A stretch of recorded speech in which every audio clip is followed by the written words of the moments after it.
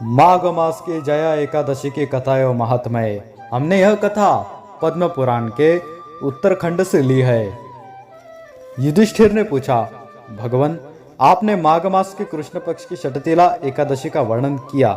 अब कृपा करके यह बताइए कि शुक्ल पक्ष में कौन सी एकादशी होती है, उसकी विधि क्या है तथा उसमें किस देवता का पूजन किया जाता है। भगवान श्री कृष्ण बोले, राजेंद्र, बतलाता हूँ सुनो। माघ मास के शुक्ल पक्ष में जो एकादशी होती है उसका नाम जया है। वह सब पापों को हरने वाली उत्तम तिथि है। पवित्र होने के साथ ही पापों का नाश करने वाली है तथा मनुष्य को भोग और मोक्ष प्रदान करती है। इतना ही नहीं, वह ब्रह्म हत्या जैसे पाप तथा पिशाचत्व का भी विनाश करने वाली है। इसका व्रत करने पर मनुष्य कभी प्रेत योनि में नहीं जाना पड़ता। इसलिए राजन, प्रयत्न पूर्वक जया नाम की एकादशी का व्रत करना चाहिए।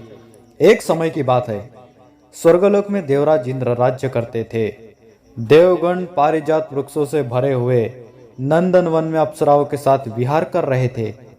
50 करोड़ गंधर्वों के नायक देवराज इंद्र ने स्वेच्छा अनुसार वन में विहार करते हुए बड़े हर्ष के साथ नृत्य का आयोजन किया। उसमें गंधर्व गान कर रहे थे, जिनमें पुष्पदंत, चित्रसेन तथा उसका पुत्र ये 3 प्रधान थे। चित्रसेन की स्त्री का नाम मालिनी था।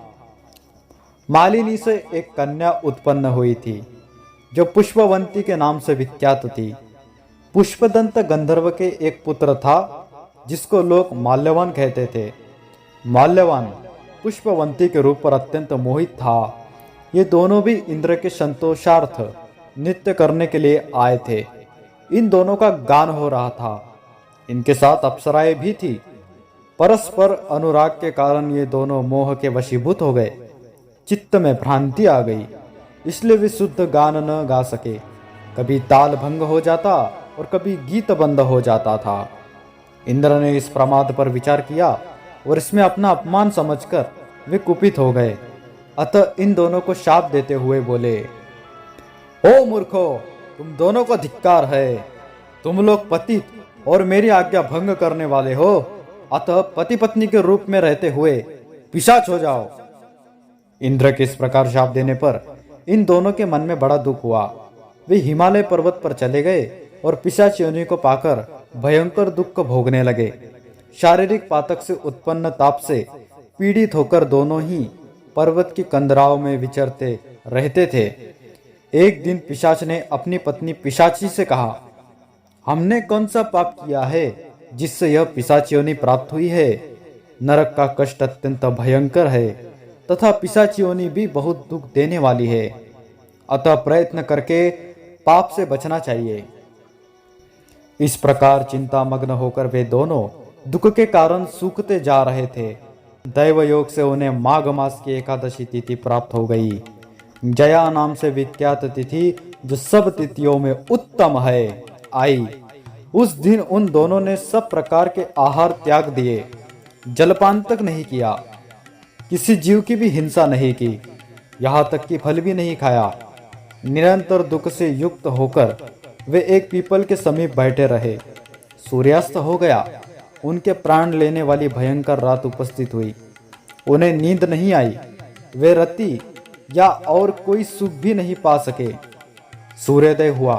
द्वादशी का दिन आया। उन पिशाचों के द्वारा जया के उत्तम व्रत का पालन हो गया। उन्होंने रात में जागरण भी किया था। उस व्रत के प्रभाव से तथा भगवान विष्णु की शक्ति से उन दोनों की पिशाचता दूर हो गई। पुष्पवंती और माल्यवान अपने पूर्व रूप में आ गए। उनके हृदय में वही पुराना स्नेह उमड़ आ रहा था। उनके शरीर पर पहले ही जैसे अलंकार शोभा पा रहे थे। वे दोनों मनोहर रूप धारण करके विमान पर बैठे और स्वर्ग लोक में चले गए। वहां देवराज इंद्र के सामने जाकर दोनों ने बड़ी प्रसन्नता के साथ उन्हें प्रणाम किया। उन्हें इस रूप में उपस्थित देखकर इंद्र को बड़ा विस्मय हुआ। उन्होंने पूछा, बताओ, किस पुण्य के प्रभाव से तुम दोनों का पिशाचत्व दूर हुआ है। तुम मेरे शाप को प्राप्त हो चुके थे, फिर किस देवता ने तुम्हें उससे छुटकारा दिलाया है। माल्यवान बोला, स्वामीन भगवान वासुदेव की कृपा तथा जया नाम की एकादशी के व्रत से हमारी पिशाचता दूर हुई है। इंद्र ने कहा, तो अब तुम दोनों मेरे कहने से सुधा पान करो। जो लोग एकादशी के व्रत में तत्पर और भगवान श्री कृष्ण के शरणागत होते हैं वे हमारे भी पूजनीय हैं। भगवान श्री कृष्ण कहते हैं, राजन, इस कारण एकादशी का व्रत करना चाहिए। नृप श्रेष्ठ, जया ब्रह्म हत्या का पाप भी दूर करने वाली है। जिसने जया का व्रत किया है उसने सब प्रकार के दान दे दिए और संपूर्ण यज्ञों का अनुष्ठान कर लिया। इस महात्म्य के पढ़ने और सुनने से अग्निष्टोम यज्ञ का फल मिलता है। वीडियो पसंद आया तो वीडियो को लाइक कर दीजिए, चैनल को सब्सक्राइब कर लीजिए और भक्तों से वीडियो को शेयर कर दीजिए। जय श्री कृष्ण। सनातन धर्म की है ये कथा, सुनाते हैं हम भगवान की महिमा गाथा।